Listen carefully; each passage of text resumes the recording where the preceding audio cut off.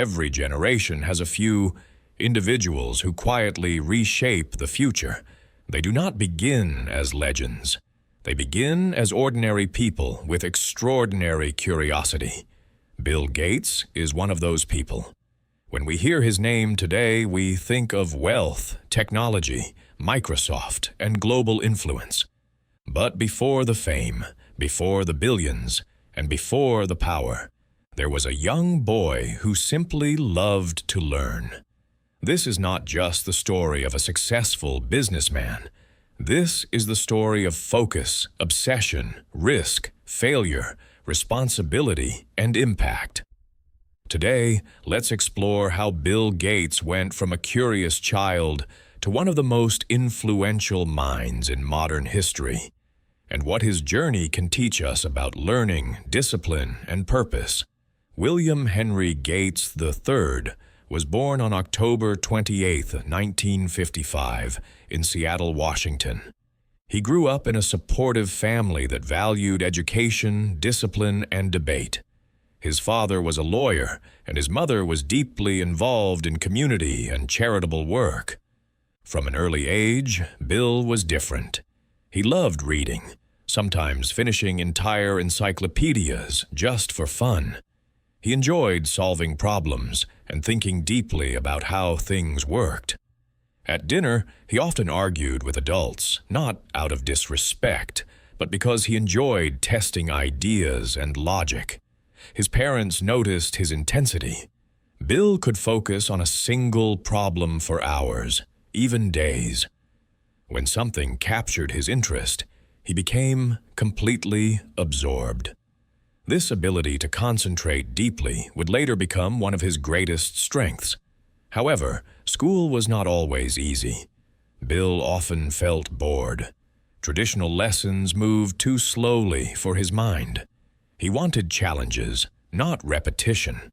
His parents worried, but instead of holding him back, they decided to challenge him more. They enrolled him in a private school called Lakeside School, a decision that would change his life forever. At Lakeside School, something remarkable happened. In 1968, the school received access to a computer terminal, a rare and expensive machine at the time. Computers were not personal devices back then. They were large, powerful systems used mainly by universities and governments. When Bill Gates first saw the computer, he was instantly fascinated. While other students saw a strange machine, Bill saw a puzzle waiting to be solved. He began spending every free moment learning how the computer worked. He taught himself programming by reading manuals and experimenting late into the night. He made mistakes, many mistakes, but each error taught him something new. Soon, Bill became so skilled that he started finding bugs in the system.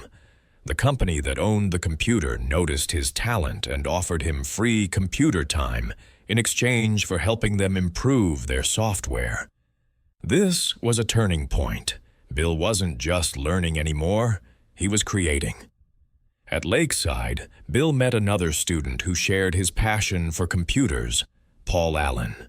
Paul was slightly older, calmer, and more patient. Bill was intense, competitive, and driven. Together, they formed a powerful partnership. They talked endlessly about technology and the future of computers. They believed something radical for their time. Computers would one day be everywhere, not just in labs or offices, but in homes. They began working on small programming projects, sometimes staying up all night. They weren't thinking about money yet. They were thinking about possibility. By the time Bill graduated from high school, he was already an experienced programmer. While others dreamed of careers, Bill dreamed of systems, code, and efficiency. In 1973, Bill Gates entered Harvard University. To the outside world, it looked like success. Harvard was prestigious, respected, and full of opportunity. But inside, Bill felt restless. His mind was not focused on classes. It was focused on computers. Meanwhile, the world of technology was changing. In 1975, a company released the Altair 8800, one of the first personal computers. When Bill and Paul read about it, they knew instantly. This was the moment they had been waiting for. They contacted the company and claimed they had software for the machine, even though they hadn't written it yet. Then they worked day and night to make it real. They succeeded. This was the beginning of Microsoft. Bill Gates faced a life-changing choice: stay at Harvard or chase his vision. He chose the vision. Dropping out of Harvard was risky. Many people thought he was making a huge mistake. But Bill believed that opportunities like this came once in a lifetime. He left Harvard not because he failed, but because he saw something bigger.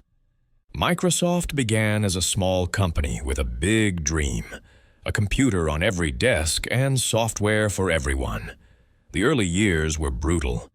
Bill worked endlessly, sometimes 16 hours a day. He demanded excellence and expected the same from his team. He reviewed code line by line, searching for errors. He believed that quality mattered more than comfort. Microsoft's big breakthrough came when it partnered with IBM to provide an operating system for its personal computers. That system would later become MS-DOS, and eventually Windows. As personal computers spread, Microsoft grew rapidly. Bill Gates became known as a tough leader, intense, demanding, and incredibly smart. He made mistakes. He faced criticism. He was involved in legal battles and competition. But he never stopped learning. He read constantly. He adapted quickly. He believed that technology should empower people. By the 1990s, Microsoft was everywhere. Windows became the dominant operating system. Office software transformed workplaces around the world. Bill Gates became one of the youngest self-made billionaires in history. But wealth did not define him. Even at the height of his success, Bill lived relatively simply. He focused on work, reading, and strategy. He believed that success carried responsibility. Over time, his thinking began to change. He started asking deeper questions. What should I do with this power? How can success help solve global problems? In 2000, Bill Gates stepped down from his role as CEO of Microsoft. Along with his wife, Melinda, he founded the Bill and Melinda Gates Foundation, one of the largest charitable organizations in the world. Their mission was ambitious: fight poverty, improve education, save lives. Bill shifted his focus from software to global health. He studied diseases, met scientists, and traveled to developing countries. He approached philanthropy with the same intensity he once applied to programming. Some people were surprised, others were skeptical. But Bill believed that data, science, and smart investment could change the world. And in many ways, it did. The foundation helped reduce the spread of deadly diseases, improved access to vaccines, and supported education initiatives worldwide. Today, Bill Gates is known not just as a tech pioneer, but as a global thinker. He speaks openly about climate change, pandemics, and the future of humanity. He writes books, shares ideas, and encourages young people to think critically. He believes that learning never stops. Even now, he reads dozens of books every year, always searching for new knowledge.